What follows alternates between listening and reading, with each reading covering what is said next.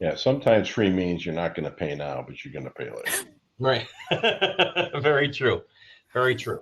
Okay. So, wow, I love this. I love this. Okay. So, what advice do you have for an organization? They don't say what industry they're in. What advice do you have for an organization in order for them to begin their cyber maturity journey?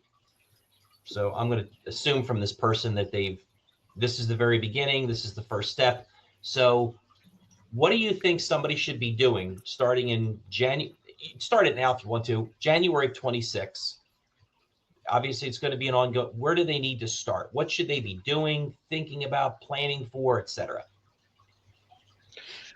Well, my advice, and I've gotten this question quite a bit, and I've actually acted on several engagements where this was essentially the scenario that you're laying out, and it should really start with a current state review and/or gap assessment. Let's get down on paper where you are today with your program and look at where you need to go based on the type of organization you are, the industry in, the kind of data that you handle or you're entrusted with, and public, private company, all those things come into play, and go through that process and go through that process with somebody that understands in detail the methodology behind that.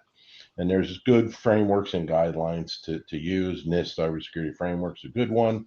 You can then map it to the CIS controls so that you have more explicit controls to look at, because the cybersecurity framework is not that explicit, but it's a good way to put you on a maturity curve on where you are and where you need to go in the key areas from a program standpoint. And it can easily be um, developed and presented to management in a way that's understandable and easy to get across in business terms.